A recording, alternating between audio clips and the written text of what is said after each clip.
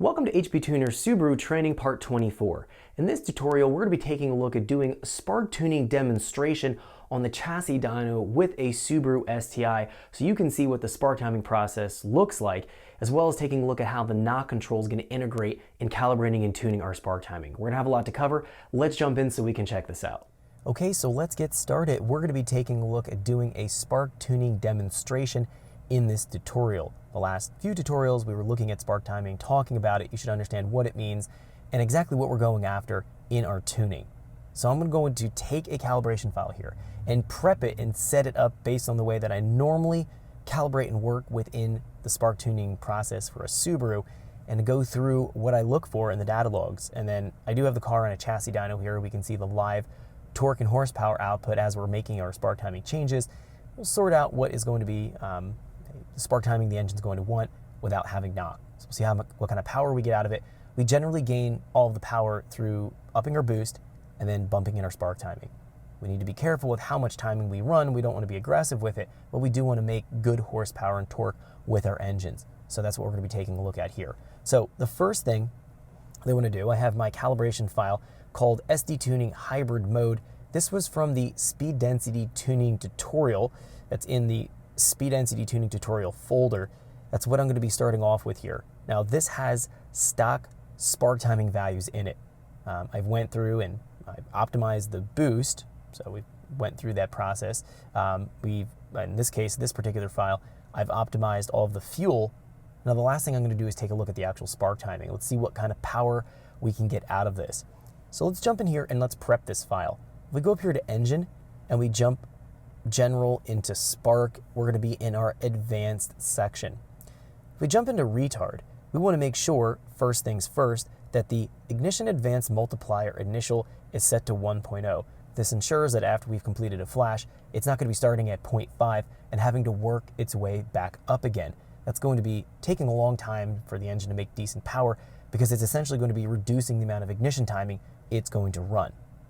Now, what we're going to do is jump in here to all of our knock correction tables here. I'm going to set all of these to a +2 value. We're doing this specifically so that we're not having as much advance in our correction tables here. Now you don't have to do +2, you can do +4, +6. We want to make sure that the values are consistent so that when we're going in and trying to track what the knock behavior of the engine's doing in our logging, we're going to be able to see it very clearly. And that's one advantage here. The other advantage is that we're tuning it more in a traditional type of spark calibration process that we would find on most any ECU. So most ECUs, you'll have just an ignition table that's going to be commanding where the spark timing comes from. You have our knock control that's being applied. We have our short and long-term knock control. And then the long-term knock control just makes sure that it's pulling out timing. As no knock happens, it starts to restore the timing back in.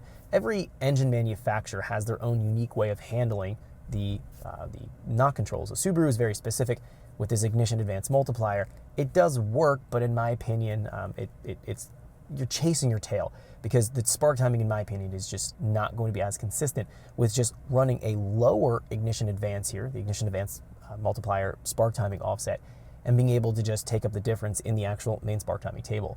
This is personal preference.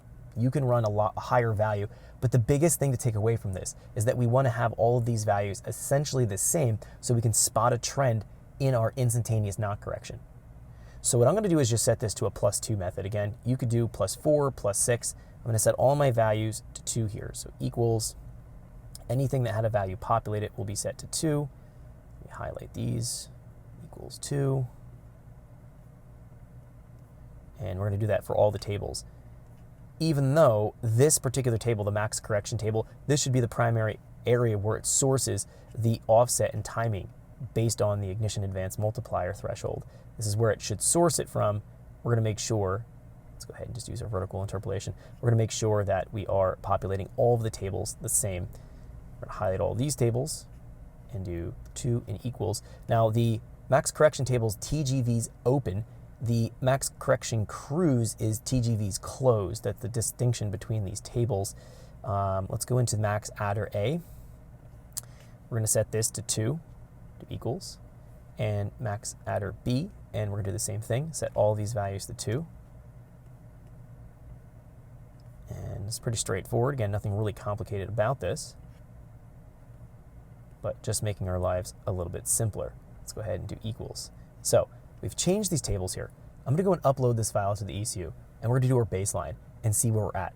Because we're reducing our ignition advance, multiplier, timing offsets, meaning these values are added to the base timing values here, because we're Thanks for checking out our teaser clip. If you want to see the rest of this video and more than 500 hours of current EFI training we have to offer, make sure you click right here. If you want to go and check out more teaser clips from this training course, click here, and you don't want to miss any of the videos we're going to be releasing on this channel, so make sure you subscribe and click here. Thanks for watching, and I'll see you guys later.